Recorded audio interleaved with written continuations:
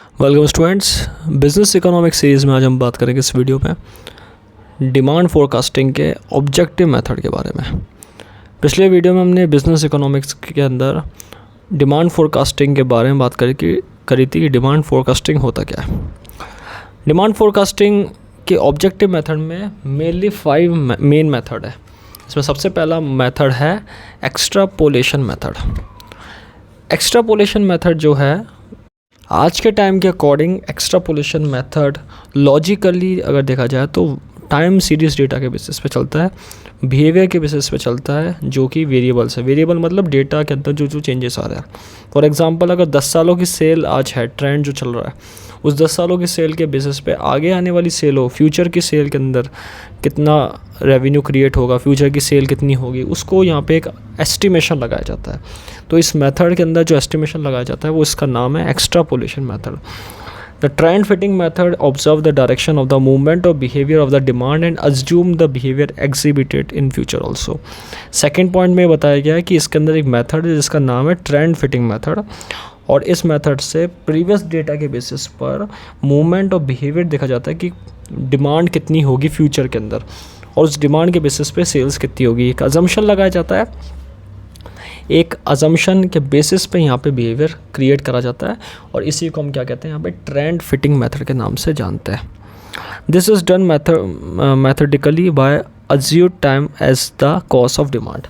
जो भी ये है कम से कम इसमें अज्यूम करा जाता है, एक अजम्पशन देखा जाता है कि डिमांड का कारण क्या होगा, डिमांड कैसी होगी फ्यूचर में। एक मेथड यहाँ पे लगाया जाता है, एक सोचा जाता है, एक जिसमें ये पता लगाया जाता है कि डिमांड क्या होगी फ्यूचर के अंदर। Ultimately the trend fitting method give the value of demand as refined average of the past value. इसलिए अगर देखा जाए तो इसके अंदर पास्ट वैल्यूज़ यानी कि प्रीवियस वैल्यूज़ के बेसिस पे फ्यूचर पॉइंट ऑफ टाइम में क्या डिमांड होगी उसको पता लगाया जाता है, जिससे कंपनी अपनी सेल्स को भी एस्टिमेशन कर सकती है। अल्टीमेटली डिमांड फोरकास्टिंग करके कंपनी अपनी सेल्स को एस्टिमेट करती है कि फ्यूचर में कंपनी की सेल्स कितनी होगी। एक अजम्पशन के बेसिस पे ये मेथड बना हुआ है।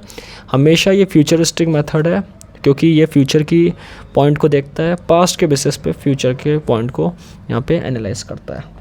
तो जो भी पास्ट के अंदर एक्चुअल वैल्यूज़ आई है उस वैल्यूज़ के बेसिस पे फ्यूचर पॉइंट ऑफ टाइम में कितनी डिमांड होगी इसको पता लगाने के लिए यहाँ पे फर्स्ट मेथड है जिसका नाम है एक्सट्रापोलेशन मेथड। इसके बाद बात करी गई है सेकंड मेथड जिसका नाम है, उससे पहले एक पॉइंट और यहाँ पे रह गया है कि extrapolation method future point of time बता ही दिया, और ये मेथड हमेशा डिमांड को पता लगाने के लिए एवरेज डिमांड जिसको एक्स बोलते हैं, मतलब एक्स एक पॉइंट है, उस पॉइंट को हम एवरेज ऑफ डिमांड बोलते हैं कि पिछले 10 सालों की अगर सेल्स हुई है, पिछले 10 सालों की जो डिमांड है उससे आगे फ्यूचर में एक्स डिमांड क्या होगी इसको पता लगाने के लिए एक्सट्रापोलेशन मेथड काम में लिया जाता है। इसके बाद सेकंड पॉइंट जो है वो है यहाँ पर द रिग्रेशन मेथड।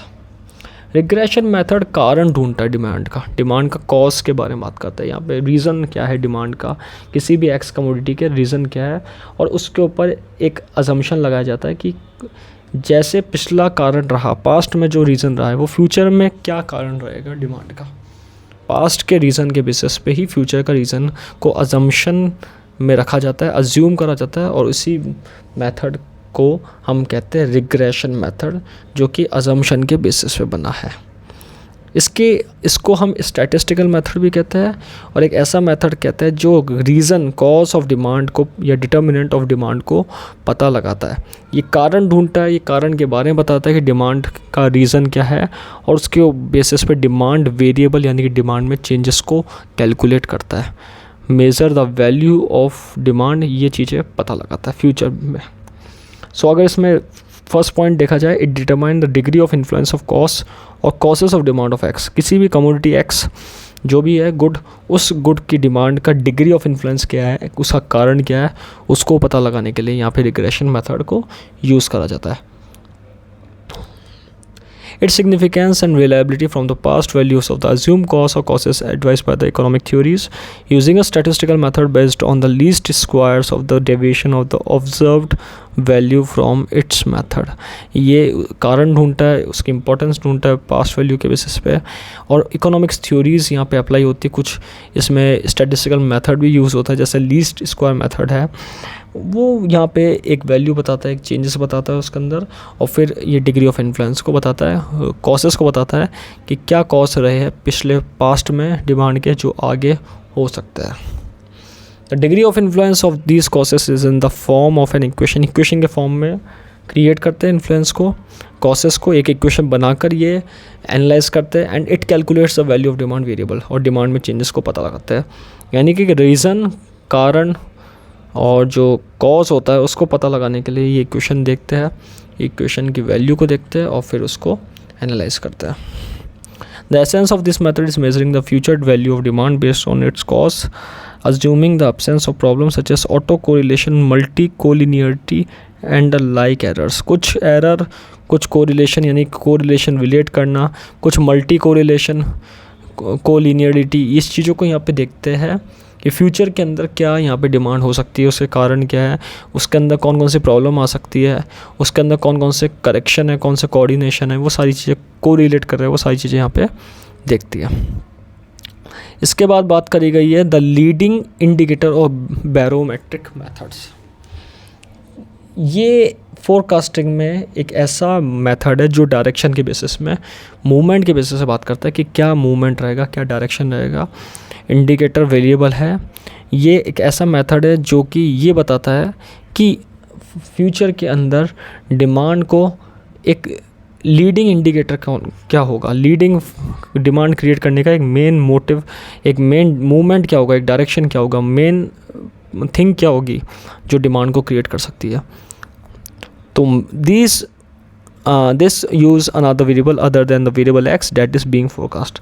एक ऐसा मेथड जो कि फोरकास्टिंग में काम में आएगा और लीडिंग इंडिकेटर होगा, वो चीज़ के बारे में बता रखा है। But those variable are indicative of the behaviour और direction of the movement of the demand for X. किसी भी एक्स कमोडिटी के लिए डायरेक्शन देखना, उस डायरेक्शन में चेंजेस आना, उसके बिहेवियर में चेंज आना, ये कौन बताता है? डिमांड फोरकास्टिंग के अंदर लीडिंग इंडिकेटर और बैरोमेट्रिक मेथड का काम है। This indicator variable may be और may not be the causes of demand. ये डिमांड का कारण भी बन सकता है, ये उसको इंडिकेट भी करता है और उसके कारण को भी पता लगाता है, या कारण जो है उसके इन्फ्लुएंस को भी पता लगाता है। तो बेसिकली दो काम करता है, एक तो डायरेक्शन बताता है और एक कॉजेस बताता है कि डिमांड में क्या कारण है। The essence of this method is that the behaviour of demand for x is not directly observe from the variable that is being forecast. सबसे इंपॉर्टेंट है बिहेवियर और डिमांड को पता लगाना, कि उसके अंदर डिमांड में चेंजेस जो आ रहा है उसको कैसे पता लगाए, बिहेवियर और डिमांड को कैसे पता लगाए। उस चीज़ को पता लगाने के लिए लीडिंग इंडिकेटर और बैरोमेट्रिक मेथड का यूज़ करा जाता है। नेक्स्ट इसके बाद है इकोनोमेट्रिक मेथड। इसमें इकोनोमेट्रिक मेथड के अंदर डिमांड इक्वेशन जो होती है उसके बेसिस पे फोरकास्ट करा जाता है। डिमांड इक्वेशन के बेसिस पे फोरकास्टिंग करी जाती है और यहाँ पे डिग्री ऑफ इन्फ्लुएंस देखते हैं कि डिमांड का कारण क्या है। ये मेथड भी रीज़न, कारण ढूंढने में, डिग्री ऑफ इन्फ्लुएंस को पता लगाने में डिमांड के ये काम में आता है। This demand forecasting is estimating the demand equation based on the degree of influence of causes on demand for x which in turn is measured by the degree of influence of the causes of determinants of demand for x. क्या influence का degree क्या है, क्या reason है, उस चीज़ को पता लगाने के लिए यहाँ पे डिमांड इकोनोमेट्रिक मेथड यूज़ करा जाता है। The relationship across demand determinants and the determinants are established as an equation estimated from their past behavior using the least square method। इसमें least square method past behavior के basis पे future के अंदर क्या कारण रहेगा, degree of influence of demand क्या रहेगा, उस चीज़ को पता लगाने के लिए यहाँ पे econometric method का यूज़ करा जाता है। उसके बेसिस पे डिमांड का रिलेशनशिप, डिमांड के डिटर्मिनेंट्स और डिमांड को पता लगाने के लिए इक्वेशन ऑफ डिमांड भी एस्टेब्लिश करी जाती है, जो कि पास्ट बिहेवियर के बेसिस पे होती है फ्यूचर के लिए। फ्यूचर के अंदर डिमांड क्या रहेगी, क्या कारण रहेगा उसका, उसको एक इक्वेशन के फॉर्म में मेथड का यूज़ करके, जैसे लीस्ट स्क्वायर मेथड का यूज़ करके यहाँ पे पता लगाने की कोशिश करा जाता है। नेक्स्ट लास्ट टेक्निक है डिमांड फोरकास्टिंग की, जो ऑब्जेक्टिव मेथड है उसमें and user method.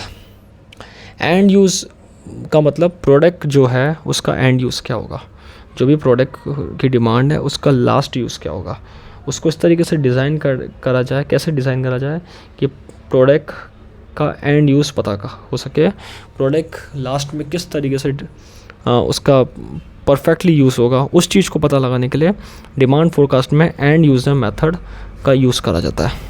This is also use to forecast demand based on the end use to which the product are put to, based on the quantum of end use the demand for the product is extrapolated. जो भी demand की quantity है उसका and use क्या है उसको पता लगाने के लिए यहाँ पे एंड यूज़र मेथड लिया जाता है, जो कि एक्स्ट्रापोलेटेड है। एक्स्ट्रापोलेटेड का मतलब यहाँ पे कि किसी प्रोडक्ट का एक कंक्लूज़न बता सके, वो किसी भी प्रोडक्ट का रिजल्ट बता सके, इसलिए इसको extrapolated method and user method को कहा जाता है, क्योंकि ये एक किसी भी चीज़ का एक एंड यूज़ या कंक्लूज़न बताता है, किसी भी एप्लीकेशन का, किसी भी स्टैटिस्टिकल मेथड के बेसिस पे, जो कि एक ट्रेंड को बताता है कि ट्रेंड क्या आएगा फ्यूचर के अंदर। तो आज हमने बात करी ऑब्जेक्टिव मेथड के अंदर 5 मेथड समझे, हमने 5 मेथड समझा है जो कि डिमांड फोरकास्टिंग के टेक्निक के बारे में बताता है। Thank you.